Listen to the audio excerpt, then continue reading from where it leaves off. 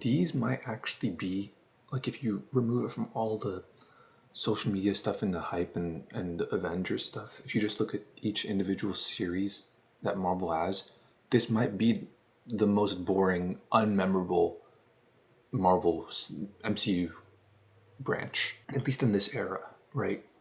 I mean, there's obviously like Captain Marvel and all that other stuff, but in this like first era, it's for sure the weakest out of the bunch.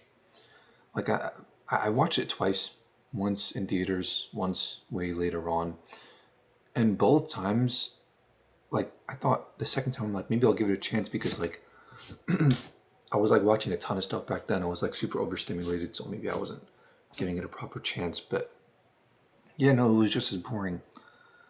Like there was, dude, I don't understand why they had so much slow motion for like the most basic shots, as if this is the first time we've ever seen an action movie before. It felt like the entire time in the movie, it felt like the director was like 70 years old, and he was just trying to show to the audience, ooh, look at this cool new thing that you've never seen. Ooh, look, a portal.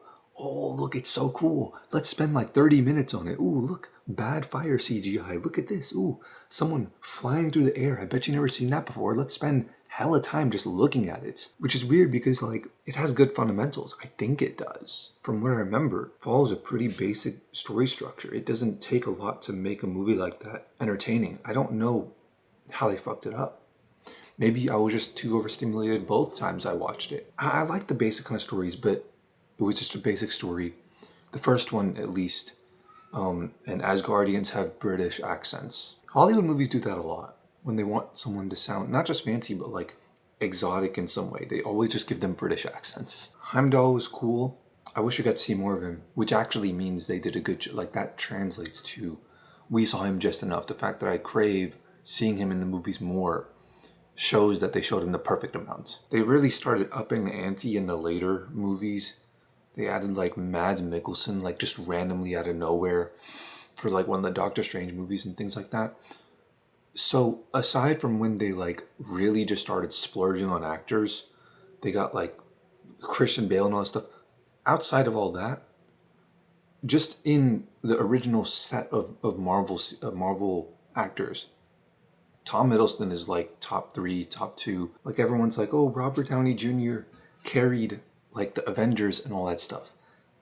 Tom Hiddleston carried more than people know. Then there was a second one, Thor: A Dark World, where they got that other, the Ether, Infinity Stone, whatever. There's like the Dark Elves, stuff like that. I saw that one. That one showed up like on TV on like channel 136 on FX, like way back in the day. And that one was way worse, honestly. That one was just a garbage movie.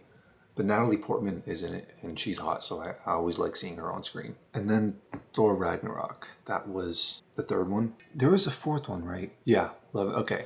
I thought there might have been 5 for a second. Taika Waititi, that's the guy who directed the fourth one. But I think he might have directed Ragnarok as well. Maybe. I'm not sure. I thought Ragnarok kind of sucked.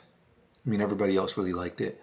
But, I mean, I'm sure if they go back and watch it now, they'll be like, oh, this... It's a product of its era, but if it came out today, it would suck because it's like, it's the whole like Disney, it's, instead of having, interesting, meaningful, impactful, emotional moments, they just turn it into a joke. I always said like the example is like in Iron Man 1 where he like shoots the little like missile thing at the tank and then walks away. Cool guys don't look at explosions and it blows up behind him and like the rock music is playing. If that took place in a modern movie, he would just like, he would shoot it and then it would blow up and then he would like fall over or something like that just to turn it into a joke because Disney doesn't want to take those risks. They don't want to take the risk of like the high risk, high reward of someone like really, really enjoying something. They want to be hit makers, not risk takers. So they don't take chances in anything. They don't want anything to be like a 10 out of 10 scene. They just want everything to be like 6 out of 10 scenes, 5 out of 10, 7 out of 10 scenes. And consistently get that rather than risk something. People actually going like, that one was kind of cringe. I wasn't really feeling that one. I would tell people this as an example. And then I'm watching this movie and Valkyrie, I was about to say Valkyrie because the Twitch streamer, but Valkyrie, she gets out of her ship. It's like a cool moment. And she's drunk and she just falls over the side. And I'm like, this is exactly what I said would happen. Fourth one, Love and Thunder, I assumed it was going to be bad. And then I heard it was bad. So I didn't watch it. I don't plan on it either. First one wasn't bad though. The first one was, it's an okay watch if you're marathoning through the Avengers series. Like you want to you want to experience that spectacle again of having all those characters in the MCU converge into one movie. Watch it. But, you're not going to be like, I don't know, maybe you will be thoroughly entertained. I wasn't. The order in which you do it is, you start off with Hulk, then the Incredible Hulk, then Iron Man 1, then Thor, then Captain America, then Avengers 1. That's the order in which you go. I'm actually excited to watch Captain America again. I've only ever seen it once, so I'm gonna watch it again before I review it. Okay, bye guys.